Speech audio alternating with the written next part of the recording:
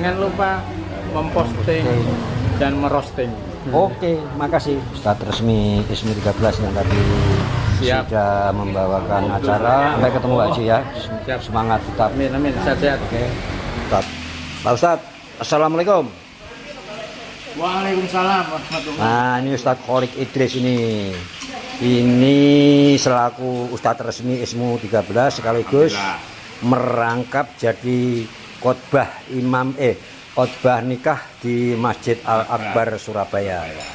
Siapa yang mau menikah lagi hubungi Ustadz Kholik, anaknya. Dijamin lancar, tidak usah ragu-ragu ya. Jangan lupa EO-nya Pak Bambang. EO-nya.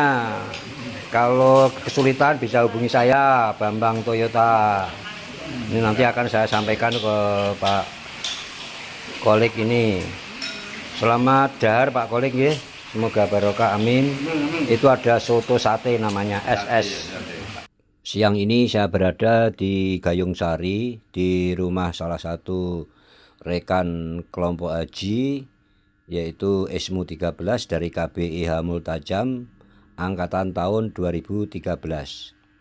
Ini sudah hampir kira-kira 12 tahun kita mengadakan silaturahmi setiap 2 bulan sekali.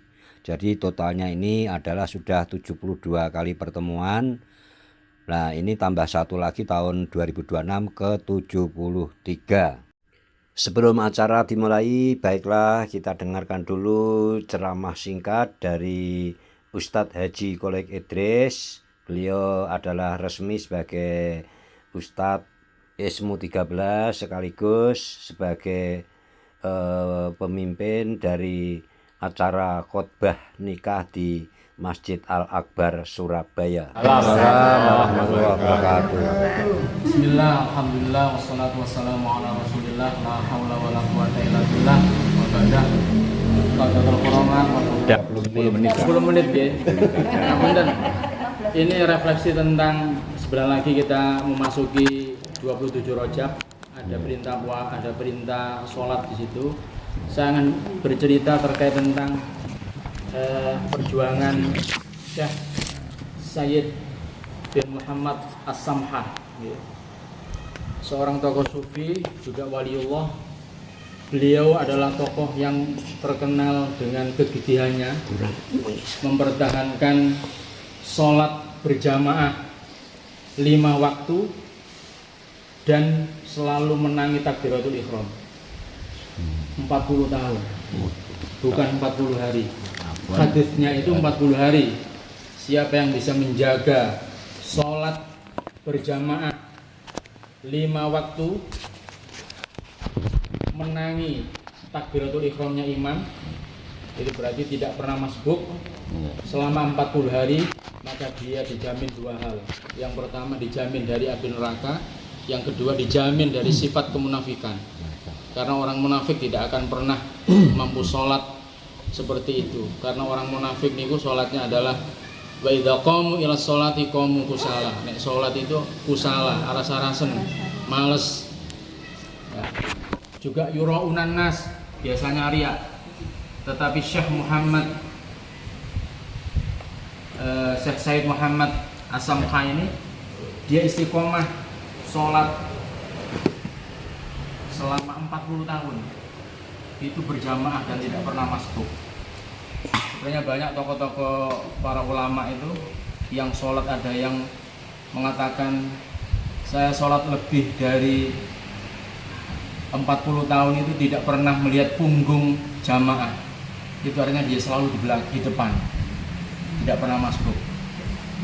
Nah, sholat istiqomah 40 tahun tanpa masbuk itu adalah perjuangan yang luar biasa, yang kurang.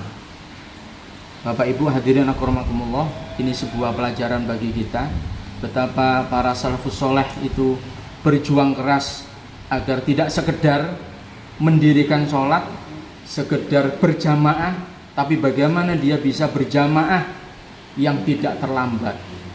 Dia ikut takbiratul ihramnya imam. Ini yang harus kita perhatikan, bukan sekedar jamaah.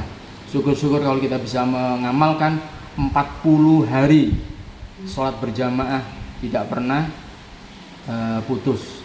Ini yang yang ditiru oleh para haji yang mengerjakan arba'in itu tadi. Tetapi sebenarnya adalah 40 hari dia rajin sholat, tidak masbuk selama 5 waktu itu dalam 40 hari, maka dia akan dibebaskan dari api neraka dan dibebaskan dari sifat kemunafikan. Ini adalah sebuah perjuangan yang luar biasa. Artinya kita tidak hanya hadir sekedar, kalau tingkatan orang-orang tasawuf itu ngenteni adzan, bukan. Adzan itu panggilan bagi orang-orang yang lalai untuk sholat. Tapi bagi orang yang sudah cinta, rindu dengan sholat, dengan munajat kepada Allah, maka dia akan hadir ya minimal sebelum adzan atau sebelum iqomah dia sudah di masjid. Inilah perjuangan. Ada juga para sahabat yang kehilangan jamaah sholat asar karena dia sibuk merawat kebun kurmanya. Apa yang dilakukan? Dia memacu kuda keliling ke desa mencari adakah desa yang belum sholat asar berjamaah. Ternyata dia tidak bisa menemukan. Apa yang dilakukan?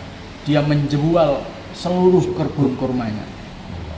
Bagaimana dengan kita? Nunggoi peracangan, ono adzan gak direken, akhirnya peracangannya didol.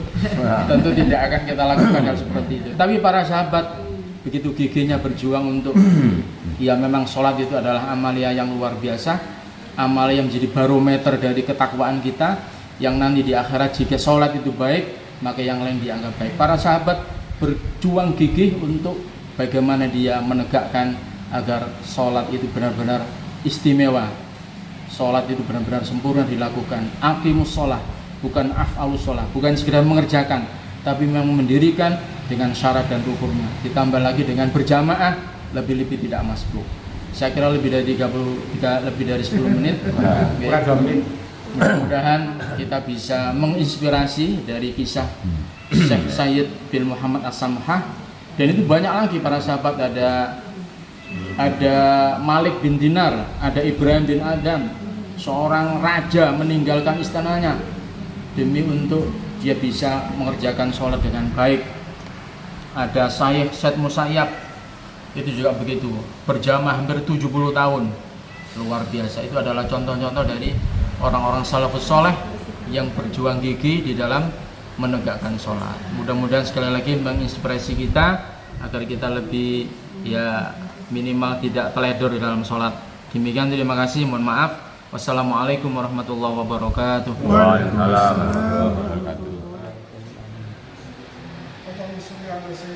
Doa kali ini dipimpin oleh Bapak Haji Mim Syaiful Hadi. Beliau adalah tokoh pendidikan dari Al Hikmah Gayung Sari, Surabaya.